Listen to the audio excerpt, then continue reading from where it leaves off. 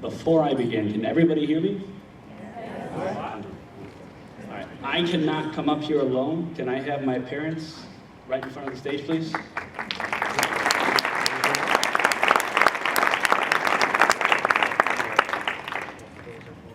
I knew they would be a little unacceptable.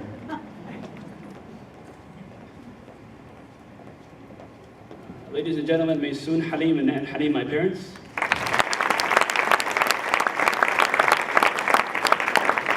I just wanted to thank them personally with everybody looking at them. Because it's only because of them we're here today. The way they raised us, the way they founded this organization, the way they helped put together all the other events, and the way they have an impact on my life and everybody else's life here. Thank you.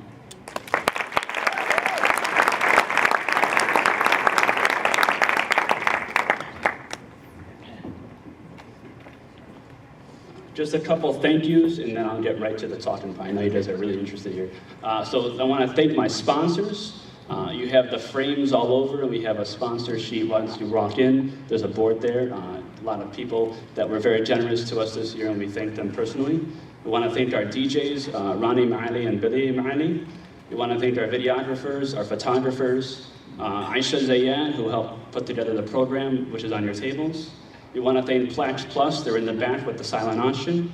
100% of the profits after the minimum bid are straight to us. And that will end right before the show starts around 9:15. Thank you. And then I also want to thank everybody who helped come set up prior to the event starting. We had a lot of people come early, help us set together the tables. We had the stage this morning. We also had the backdrop to your side over there. And then on everybody's table, there's a donation card. I apologize, we did not know we were gonna have almost 300 people. We counted 270. If you do not have one, you want one, there's some floating around at the front. There's some where the kids are sitting. So just feel free to steal one, fill those out, and give it back to us. All the information is on there. I wanna thank anybody who has come to any of our events. November 16, 2007, our first bowling fundraiser where we raised $10,000. Our second bowling fundraiser, October 3rd, 2009, where we raised another $10,000. September 22, 2011, we had a ice cream fundraiser in Naperville, where we raised $30. Our bowling fundraiser, October 22, 2011, the most recent event, $15,000, our highest total thus far. Our Chipotle fundraiser, the fall 2011, we raised $659.85. Thank you specifically to those of you who participated in the online fundraiser for the Goodies and Popcorn Factory, as well as attending Bona Beef in May. We really appreciate that. All right. So I only have two topics to touch on. These two topics are the consistent focus behind our precious events, our current event, and the events we hope to execute in the future. It should be noted that because I was unable to get a raffle item from the bowls besides a small little bobblehead, I'm going to use some Michael Jordan quotes to solidify these points that I'm going to be talking about. But please do know I do not in any way condone Michael Jordan as someone I look upon to, because he does some really interesting things outside the court. All right. So the principle of practice of unselfish concern for our devotion to the welfare of others. That is the exact definition of altruism. Everybody in this room has their eyes on me because of altruism. However, it's not solely because of my altruistic characteristics that we are here. While it is true that my medical history and my fundraising efforts are what brings us all here tonight, but it's also true that the only reason each and every one of you is here is because you want to be. That is the true beauty of altruism. It is all natural. Nobody needs to be forced to do any of these charitable opportunities. It's simply an offering. These reasons are why philanthropy is so popular around the world. Nobody has to be forced to do the right thing when it comes to charity. Charity makes us all feel good because we are potentially making a difference for causes that are so unique and heavy to the heart. We have the opportunity to be included in a group that can proudly say that we are part of the reason people who have had liver transplants will never have to face the sufferings of de novo autoimmune hepatitis, if and when that ever happens. As Michael Jordan once said, some people want it to happen, some people wish it could happen, others make it happen. My next point involves the worst thing in the world, and it's a characteristic that we all try to excel to during our lives. But sometimes we just never are able to meet our own expectations. What I'm talking about specifically is how we measure the different successes that we come across in our life. Specifically, I'm going to try to convince you that perfection doesn't exist. And if at the end of this you don't believe me, just look at Tom Brady's 2007 record.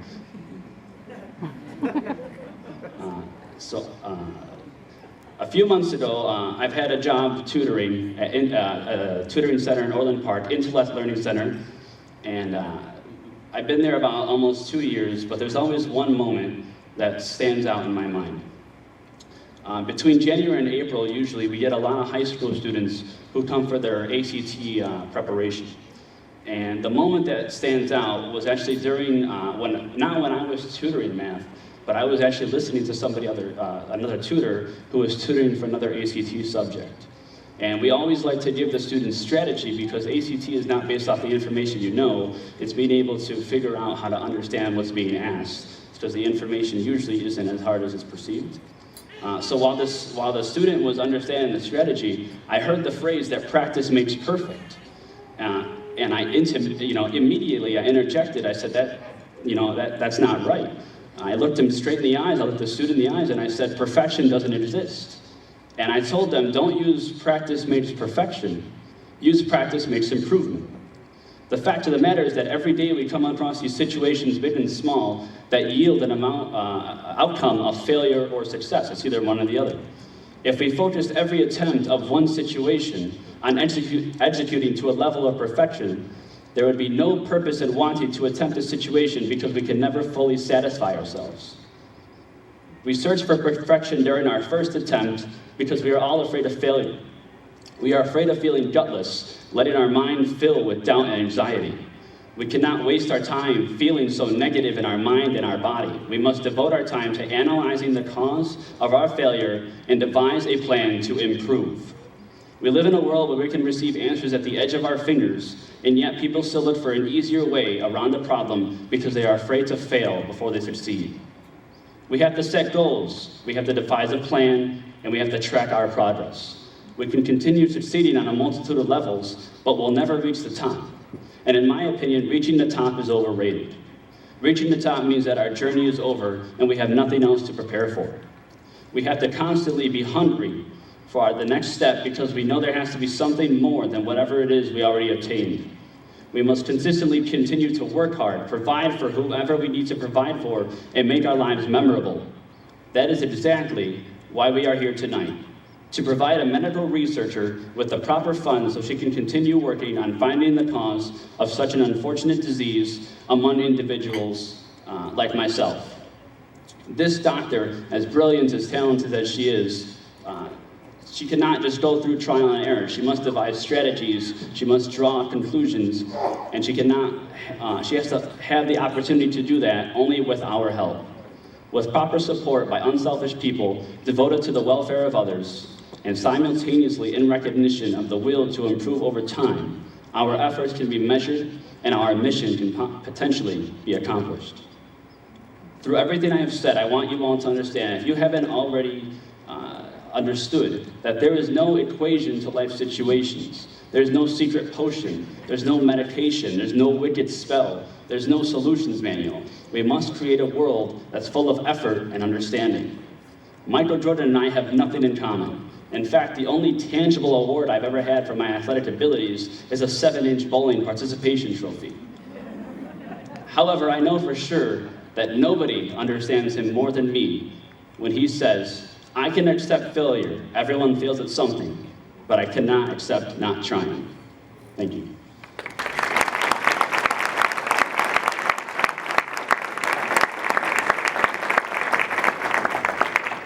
One last thing, about 12:45 today, I got an unexpected email from an old doctor of mine. We've moved on because I'm now at a different hospital with Northwestern, and she is the gastroenterologist in the hepatology department at Children's Memorial Hospital, which is now Lurie Children's Hospital.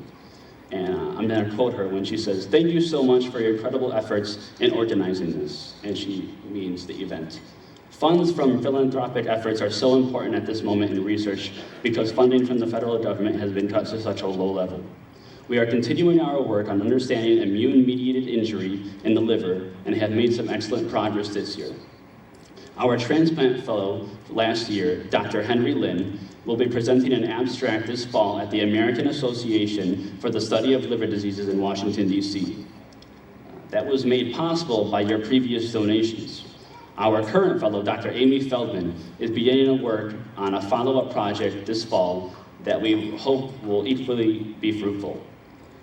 Both will be outstanding young physicians prepared to lead research in our field forward in the years to come. Another benefit of having funding to start clinical research projects.